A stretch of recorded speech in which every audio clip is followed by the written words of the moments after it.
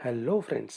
आज देखेंगे कि आप 3 स्टेप्स में प्रोक्रेस्टिनेशन को कैसे खत्म कर सकते हैं। जब मैं कॉलेज में था तो मैं पढ़ाई को हमेशा टालते रहता था। आज नहीं कल करूंगा, कल नहीं परसों, परसों नहीं तरसों करूंगा, ऐसे ही चलता था। और एग्जाम के पहले रात दिन एक करके 2-4 दिनों में जितनी भी पढ़ाई होती थी उतनी करके एग्जाम दे देता था। और आश्चर्य की बात यह है कि पास भी हो जाता था। क्या आपके साथ कभी ऐसा हुआ है? आई एम श्योर जरूर हुआ होगा। पर जब मैंने सॉल्विंग द प्रोक्रेस्टिनेशन पजल ये किताब पढ़ी तब मुझे मालूम हुआ कि मैं ऐसा क्यों करता था। इसको कहते हैं टास्क एवर्जन। मतलब जब मैं पढ़ाई को कल करूंगा बोल के टालता था तब एक्चुअली मैं पढ़ाई के साथ आने वाली निगेटिव फीलिंग्स से दूर भाग रहा था। जैसे कि पढ़ाई बहुत डिफिकल्ट लगती है, इंटरेस्टिंग भी नहीं लगती, पढ़ाई करना बोर लगता था। तो मैं इन सब के साथ आने वाली निगेटिव फीलिंग से खुद को दूर रखता था और दोस्तों के साथ बातें करना, घूमने जाना,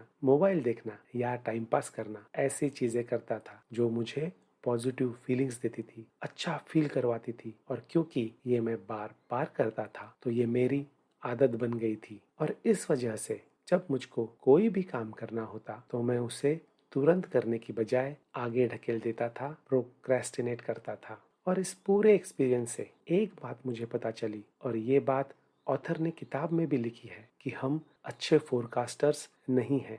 यानी आपकी भविष्यवाणी किसी भी काम के लिए अमूमन गलत होती है। मसलन आज पढ़ाई नहीं करता हूँ और दोस्तों के साथ घूमने चला जाता हूँ, पर कल एक पूरा चैप्टर पढ़ लूंगा तो मुझे अभी तो अच्छा लगता ही है क्योंकि मुझे दोस्तों के साथ बाहर जाना है। पर कल एक पूरा चैप्टर पढ़ लूंगा तो बस ये सोच के ही मुझे अभी और भी अच्छा लगता है और आज की पढ़ाई मैं कल पे छोड़ देता हूँ और वो कल कभी भी नहीं आता। और इस चक्कर में, इस आदत की वजह से जो काम हमें पसंद है, जो काम हम दिल से करना चाहते हैं, वो भी काम हम नहीं कर पाते। तो अब हम देखते हैं कि प्रोक्रेस्टिनेशन को 3 स्टेप्स में कैसे उखाड़ फेंके। आपको ऐसे इंपॉर्टेंट कामों की लिस्ट बनानी है जो कि आप प्रोक्रेस्टिनेट कर रहे हो, आगे ढकेल रहे हो। जैसे कि इस केस में मुझे पढ़ाई करनी है, उसके सामने ये काम करने से पहले जो भी मन में फीलिंग आती है, इमोशंस आते हैं, विचार आते हैं, वो लिखने हैं। जैसे कि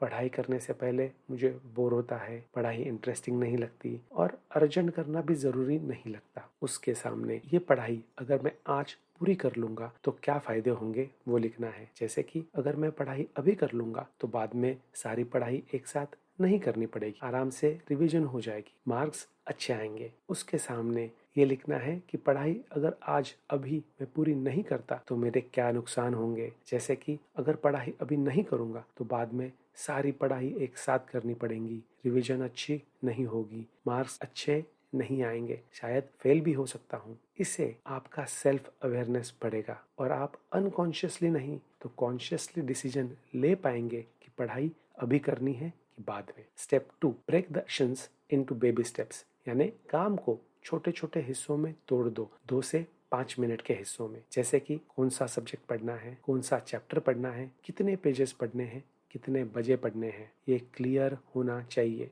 ये करने से आपका कॉन्फिडेंस बढ़ेगा, आपका इंटरनल मोटिवेशन बढ़ेगा और आपका एटीट्यूड काम की तरफ बदलेगा कि ये इतना भी बुरा नहीं है, ये डिफिकल्ट नहीं है, या मैं इसको कर सकता हूँ। बस इतना आ जाए तो आपकी जीत पक्की है। और स्टेप 3 करना पड़ेगा, दैट इज इम्प्लीमेंटेशन इंटेंशन। उदाहरण, मैं आज शाम 6 बजे चाय के बाद तुरंत साइंस का छठा चैप्टर के 2 पेज पढ़ूंगा और नोट बना लूंगा।